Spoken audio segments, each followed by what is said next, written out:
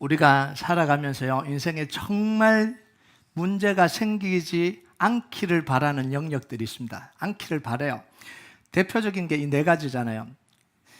건강, 자녀들, 가정, 이 배우자를 포함한 가정, 그리고 재산, 직업을 포함한 재산, 이것들에 문제가 생기면 인생에 심각한 타격을 입습니다. 다른 건 좀 문제가 일어나도 여기에는 문제가 안 일어났으면 좋겠다. 이게 사람들의 마음입니다. 그래서 우리의 모든 시간과 에너지와 돈을 다 이것을 지키는 방향으로 살아가요. 이것만 안 무너졌으면 좋겠다. 이런 방향으로 살아가는 거예요. 자, 오늘 말씀은 제발 일어나지 않기를 바랬던 그 사건이 일어난 상황이 된 거예요. 정말 안 일어났으면 좋겠다. 그 상황이 일어나 버린 거예요. 이스라엘의 결혼식은요, 가문의 체면이 걸린 거예요. 이스라엘뿐만 아니라 결혼식은 가문의 체면이 걸린 거잖아요. 잘못되면 동네 전체에 수치입니다. 한 번만 욕먹고 끝나는 게 아니에요. 그 동네에 결혼식이 있을 때마다 뭐 하는 거예요? 비교당하고 구설수 오르고 10년이 더라도 다시 소환하잖아요. 그때 그 결혼식 이러잖아요.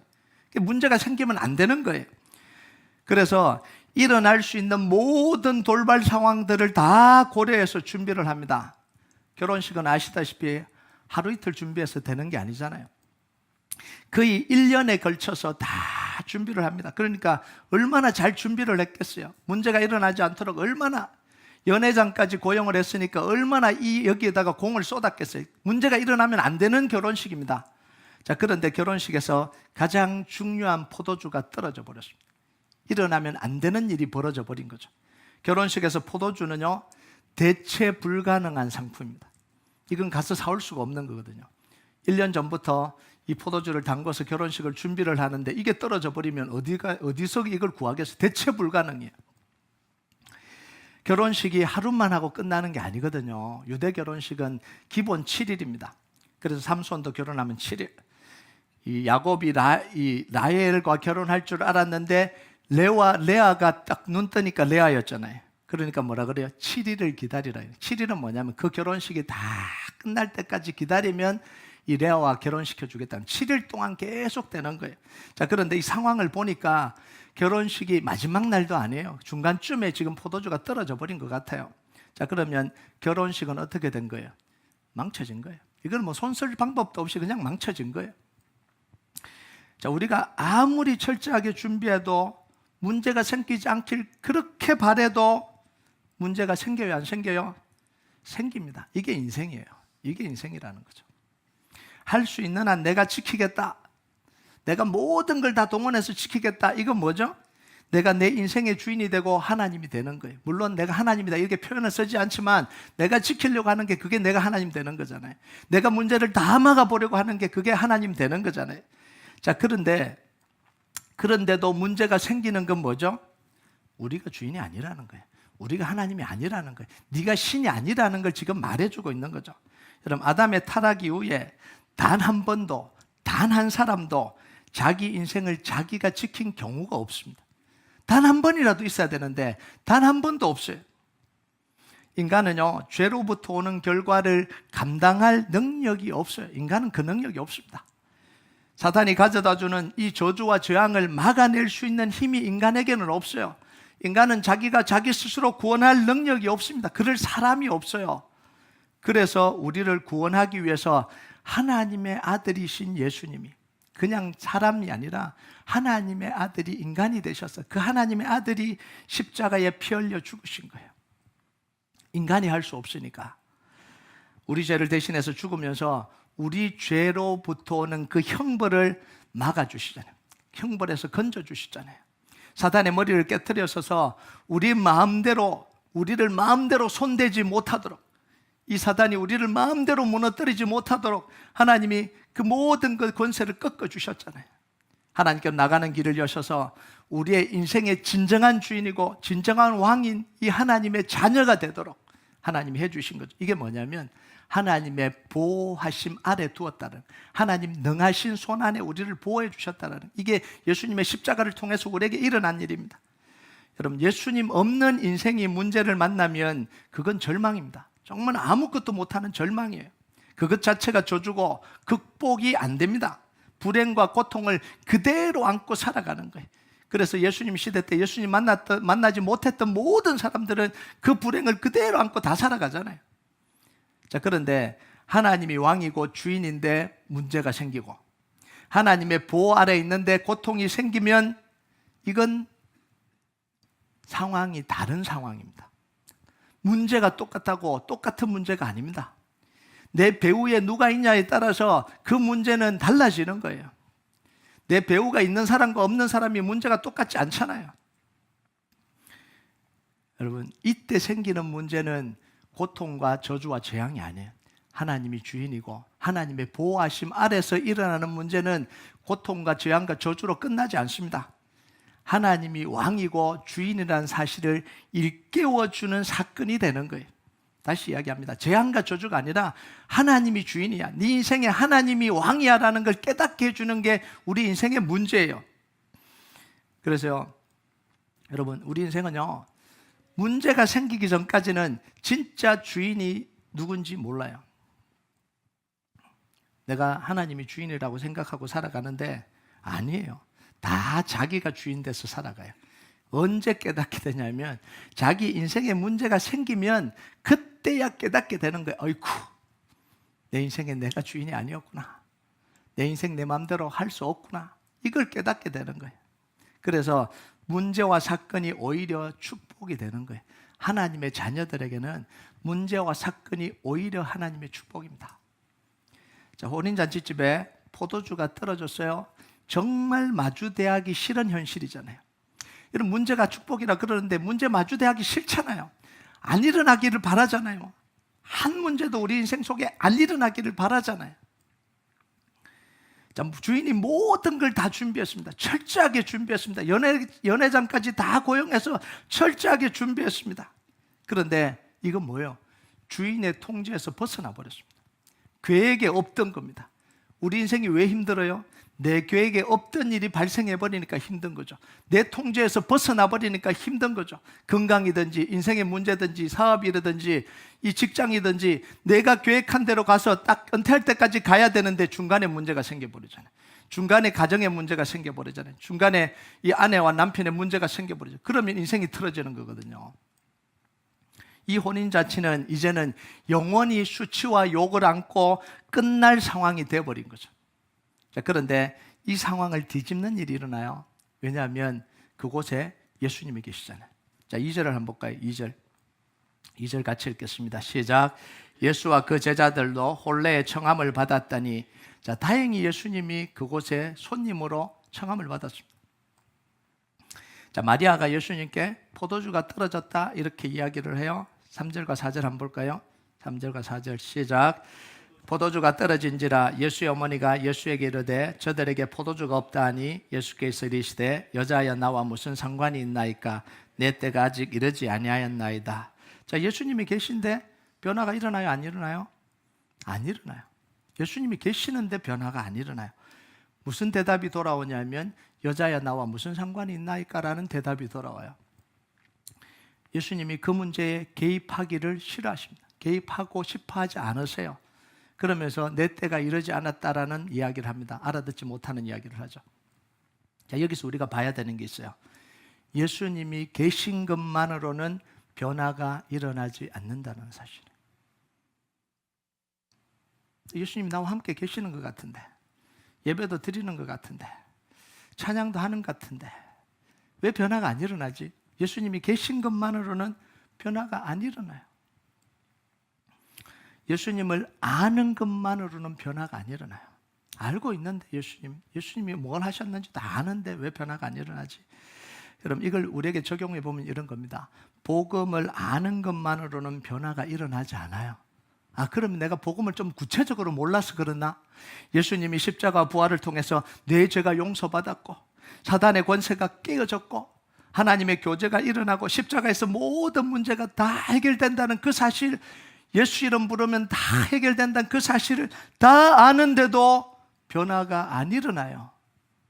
복음은 알므로 구원받지 못합니다. 복음은 뭐예요? 복음을 믿음으로 구원 얻는 거예요. 믿음으로. 그러면 믿음은 어떻게 표현되냐는 거예요. 그 믿음은 어떻게 표현되냐는 우리에게요.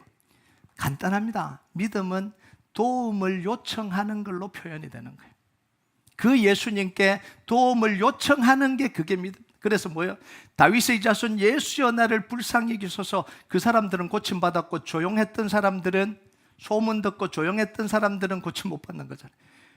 자기가 예수님을 향한 그 믿음을 표현했을 때, 예수 이름 부르면서 다윗의 자손 예수여 나를 불쌍히 여기소서. 내 문제가 이겁니다, 주님 고쳐주십시오라고 외쳤던 사람, 그 사람들이 믿음을 표현한 사람이잖아요.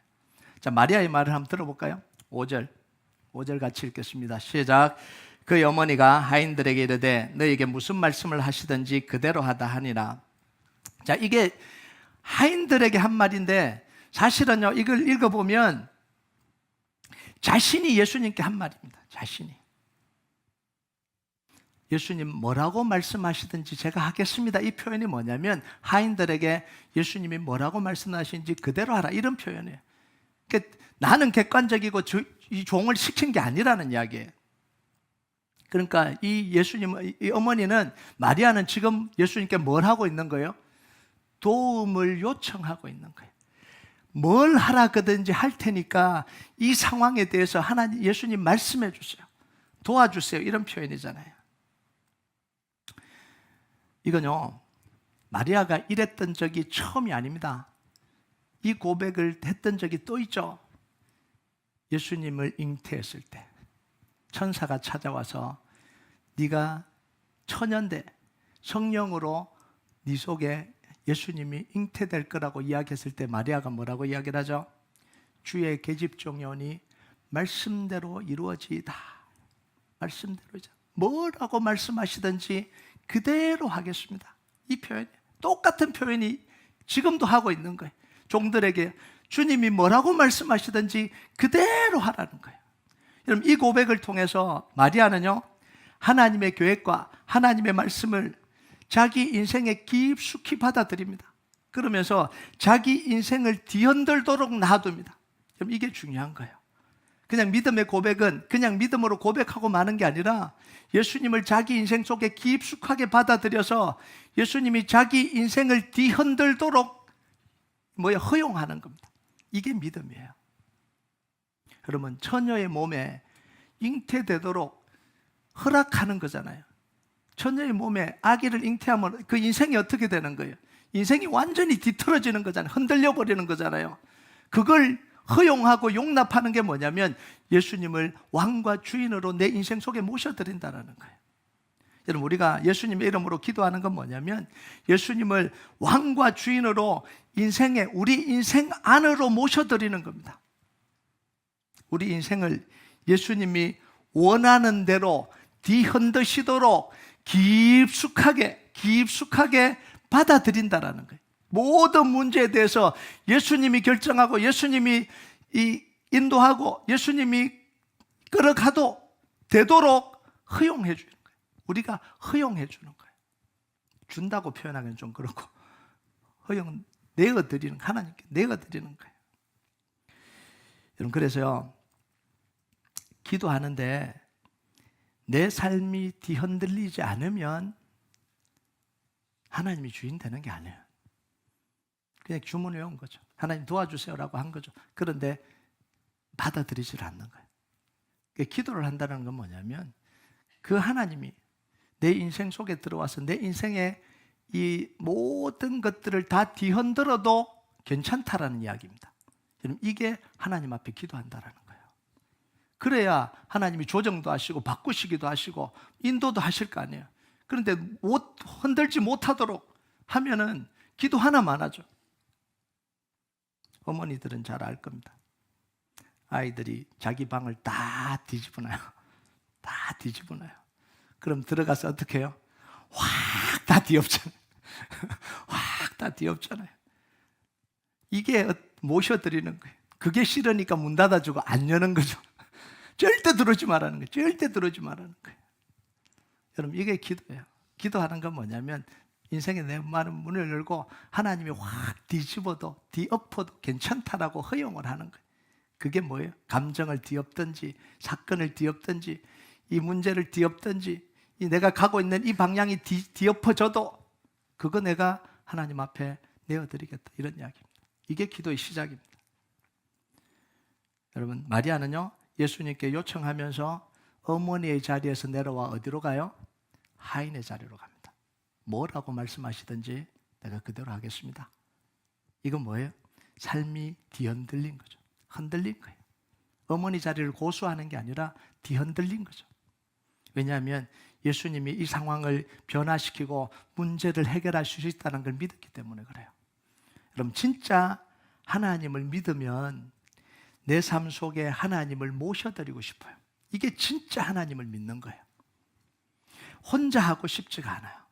진짜 하나님을 사랑하고 진짜 하나님을 믿으면 내 인생의 걸음을 혼자 걸어가고 싶지가 않아요. 더 깊숙하게 들어와 줬으면 좋겠다는 갈망이 생깁니다. 그래서 기도가 깊어지는 거예요. 그래서 기도가 더 진지해지는 거예요. 그래서 기도의 시간이 늘어날 수밖에 없는 거예요. 좀 더 깊숙하게 좀 들어와 주시기를 바라는 거예요. 하나님이 좀 더 깊숙하게. 그래서 문제를 놓고 하나님과 진지하게 상의하고 의논하는 거예요. 그러면서 물어요. 하나님, 이 상황에 대해서 주실 말씀이 없으세요? 너무 힘들고 답답하니까. 하나님, 이 상황에 대해서 내게 주실 말씀이 없냐고. 하나님, 이 상황에 대해서 내게 해 주실 말이 없냐고. 이렇게 묻는 게 이게 대화고 기도입니다. 하나님을 향한 그 과정에서 뭐가 나오냐면 고백이 나오기 시작하는 거예요. 그러니까 고백이 나오는 거죠. 그리고 하나님 앞에 약속을 드리기도 합니다. 너무 하나님께 감동을 주시고 은혜를 주시면 약속하게 되잖아요. 하나님 앞에 고백하고 약속하게 되잖아요. 그리고 하나님께 넘치도록 드리고 싶은 마음이 그곳에서 일어나는 거예요. 그래서 정말 하나님을 사랑하고 정말 하나님을 믿으면 뭐냐면 그 하나님을 내 인생 속에 깊숙하게 끌어들여서 혼자, 절대로 혼자 가고 싶어 하죠. 절대로 혼자이고 싶지 않습니다. 하나님을 경험하고 나면. 여러분, 항아리에 물을 채우라고 할 때 아기까지 채우는 행동이 나오잖아요. 그죠? 아기까지 채우라고 하지 않았는데 아기까지 채웁니다. 이건 뭐냐면 마리아의 마음의 표현입니다. 이걸 단지 순종이라 이게 표현이 안 돼요. 이 단어로는 표현이 안 돼요. 여기서 알아야 되는 게 뭐냐면 하인들의 모든 행동은 하인들의 행동이 아니라 마리아의 행동을, 마리아의 마음과 행동을 대신 표현해주고 있는 게 지금 하인들의 행동입니다. 그러니까 마리아가 곧 종들이고 종들이 곧 마리아인 거죠. 이 말씀 안에서 보면요. 마리아는 여기 있고 종들이 순종해서 종들이 은혜 받았다, 이런 이야기가 아닙니다. 종들이 지금 행동하고 움직이는 모든 것들이 지금 다 뭐냐면 마리아의 마음과 마리아의 행동이에요. 항아리에 물을 아기까지 채운 이게 뭐예요? 뭐라고 말씀하시든지 내가 끝까지 순종하겠습니다. 그 마음에서 나온 거예요. 여러분, 항아리에 물을 아기까지 채운 종들이 이번에는 물을 뜨다가 연회당에게 주라고 했을 때 흔쾌하게 들고 갑니다. 그곳에서 종들이 뭘 경험해요? 희열을 경험합니다. 그곳에서 기쁨을 경험해요. 이 기쁨은 지금까지와는 전혀 다른, 한 번도 느껴보지 못한 기쁨을 경험합니다. 9절과 10절을 보면 같이 읽겠습니다. 시작. 연회장은 물로 된 포도주를 맛보고도 어디서 났는지 알지 못하되 물도온 하인들은 알더라. 연회장이 신랑을 불러 말하되 사람마다 먼저 좋은 포도주를 내고 취한 후에 낮은 것을 내거늘 그대는 지금까지 좋은 포도주를 두었도다 하니라. 자, 예수님을 자기 인생의 깊숙한 곳에 모셔들어서 인생이 다 흔들릴 만큼 그렇게 모셔드린 그 마리아에게 인생이 망가지는 게 아니라 뭘 주시는 거예요? 인생이 뒤흔들 정도의 큰 기쁨을 주시는 거예요. 이게 하나님이 하시는, 하나님을 우리 인생 속에 다 모셔들여서 인생이 다 흔들려 버릴 만큼 요동치더라도 하나님은 그 인생이 망하도록 놔두시잖아요.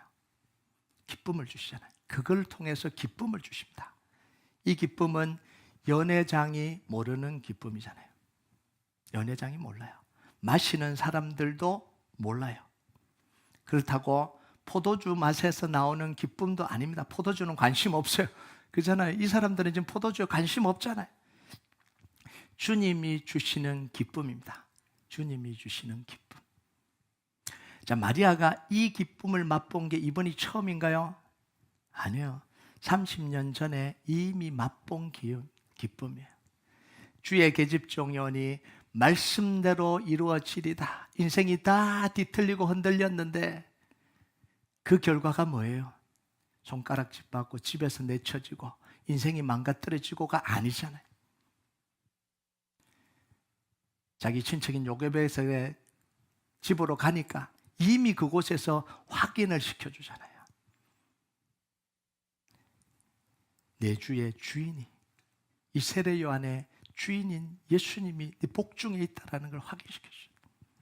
그러면서 주의 계집종연이 말씀대로 이루어지나 그 고백이 예수님을 잉태하는 축복으로 이어지는 거예요. 누구도 누릴 수 없었던 그 기쁨을 마리아는 자기의 인생의 고백을 통해서, 믿음의 고백을 통해서 느끼게 되잖아요. 그런 맛본 사람이 또 맛보게 되는 거예요. 이 고백을 한 사람이 또 지금 이 가나 혼인 잔치에서 똑같은 고백을 또 하는 거예요. 마리아는 그 다음에 또 고백을 하겠어요, 안 하겠어요? 또 고백을 하는 거예요. 그 상황을 만나면 또 고백을 하는 거예요. 계속해서 고백을 하는 거예요. 그래서 맛을 아는 사람은 그 맛을 또 보기를 원하는 거예요. 그래서 우리가 여호수아 프로젝트가 위해서 기도하는 건 뭐예요? 여리고 프로젝트를 이루신 하나님이 여리고 프로젝트를 이루신 하나님이 여호수아 프로젝트도 이루어 주실 것을 믿습니다라는 그 고백은 뭐냐면 여리고 프로젝트를 통해서 하나님이 일하심을 맛봤기 때문에 그래요. 그 하나님이 지금도 역사하실 것을 믿기 때문에 그래요. 우리 생각으로가 아니라 하나님의 방식대로. 6월 25일 날 있을 그 결정은 우리 생각대로 내려지지 않고 하나님의 결정대로 내려질 겁니다. 그러면 됐지. 그걸로 된 거예요. 그게 우리 인생을 뒤흔들든지 상관없어요. 그게 우리가 원하는 방향으로 결정나든 안 결정나든 상관없어요. 하나님은 역사하시기 때문에 그걸 우리가 위해서 기도를 하는 거예요. 자, 우리가 이 기적을 통해서 이루려고 했던 예수님의 의도를 좀 봐야 돼요. 마리아 종이 아니라 이제 예수님의 의도를 좀 봐야 됩니다. 11절을 한번 볼까요? 11절 같이 읽겠습니다. 시작. 예수께서 이 첫 표적을 갈릴리 가나에서 행하여 그의 영광을 나타내심에 제자들이 그를 믿으니라. 자, 예수님은 가나의 혼치 잔치의 이 기적을, 물로 포도주를 만드는 기적을 뭘로 사용한 거예요? 제자들이 자신이 하나님의 아들 그리스도 이름을 믿는 도구로 사용했다라는 거예요. 이걸 성경에서 뭐라고 이야기하냐면 표적이다 이렇게 이야기해요. 표적이다. 표적은 기적과 비슷하긴 하지만 좀 달라요. 기적은 뭐냐면 초자연적인 놀라운 일이 일어나는 게 이게 기적입니다. 근데 기적이 일어난 거예요. 이게 초자연적인 일어난 거예요. 불가능한 일이 가능해진 거예요. 이게 기적입니다. 표적은 뭐냐면 그 기적을 통해서, 그 놀라운 일을 통해서 진리가 입증되거나 하나님의 영광이 드러나거나 예수님이 메시아임을 증명하는 수단으로 사용될 때 그게 뭐냐면 표적이다 이렇게 이야기를 하는 거예요. 여러분, 예수님의 어머니는 단지 이 혼인잔치의 집에 도우려는, 그 집을 도우려는 마음에서 예수님에게 기적을 요청했을지 몰라요. 자, 그런데 예수님은 그것을 어떻게 사용하십니까?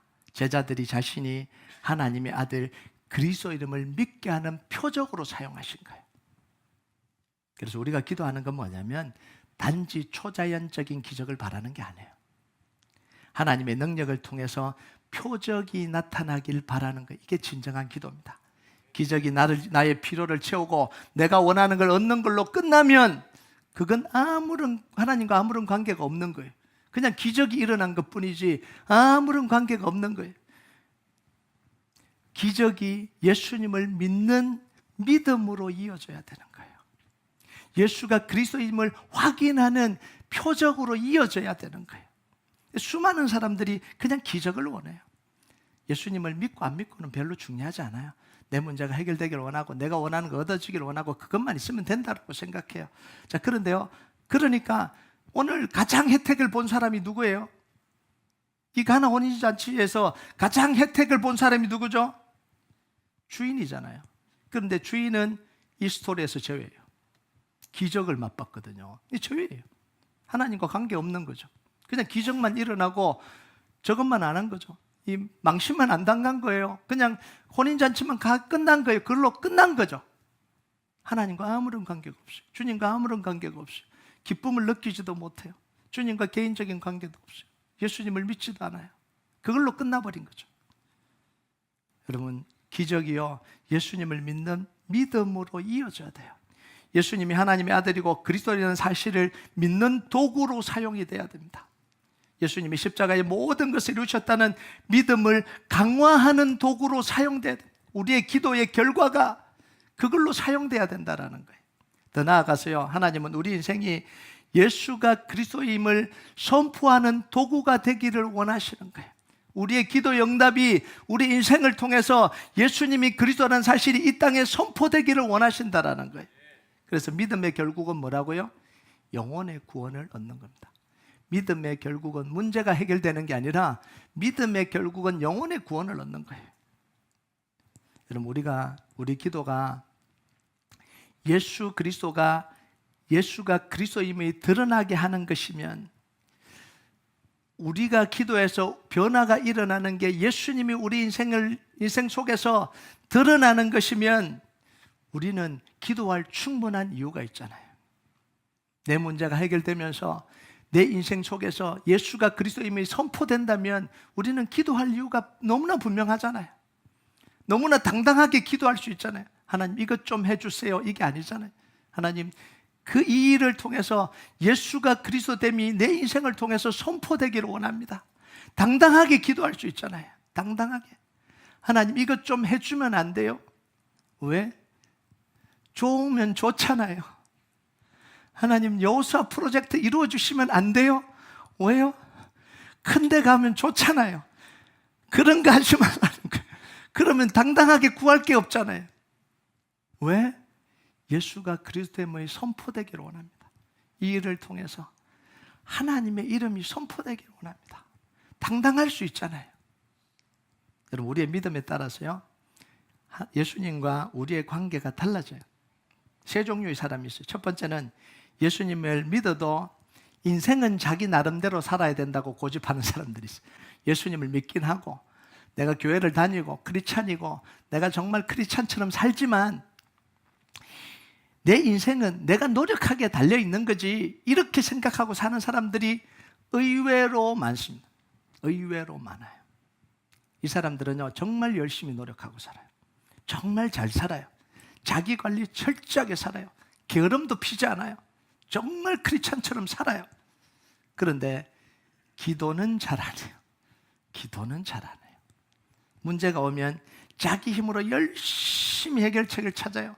그런데도 안 되면 낙심하고 절망합니다.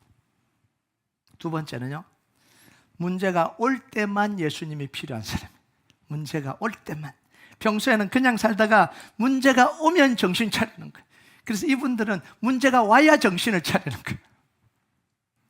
문제가 오면 두렵기도 하고 멈추기도 하고 걱정도 하지만 기도하면서 다시 힘을 얻어요. 그래서 이분들은 뭐냐면 기도 제목이 있다가 없다가 이런 거예요.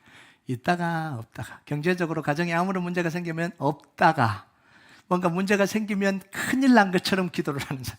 왔다리 갔다리 하네요.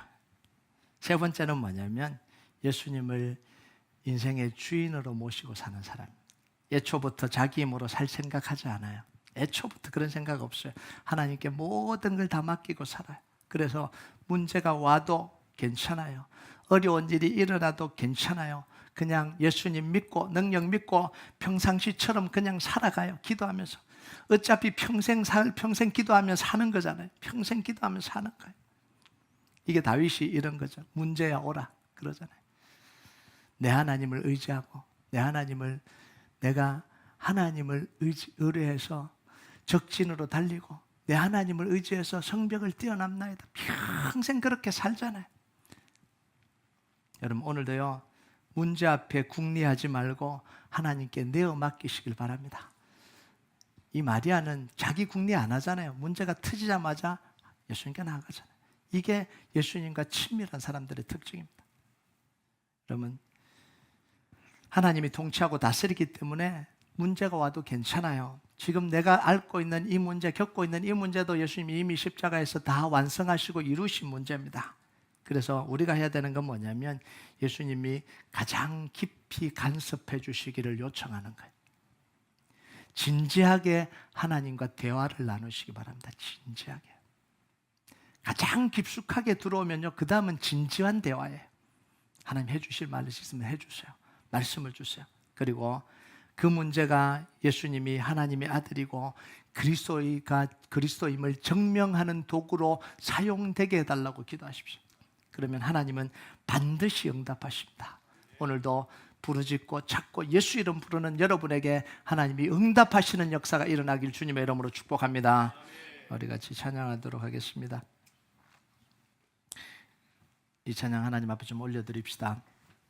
내가 주인 삼은 모든 것 내려놓고 내 주 대신 주 앞에 나가.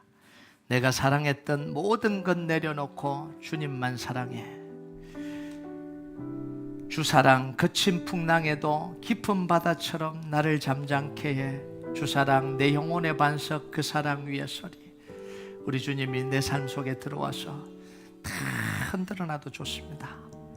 내게 오셔서 나와 함께 걸어주시고 나에게 말씀하여 주시고 나를 붙들어 달라고 이 찬양 하나님 앞에 좀 같이 올려드리며 고백하겠습니다.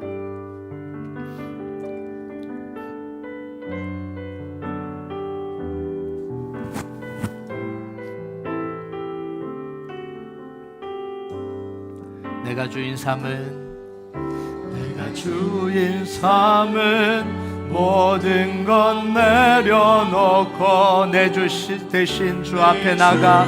대신 주 앞에 나가. 내가 사랑했던 모든 것 내려놓고 모든 것 내려놓고 주님만 사랑해. 내가 주인 삼은 모든 것 내려놓습니다. 내가 주인 삼은 모든 것 내려놓고 내 주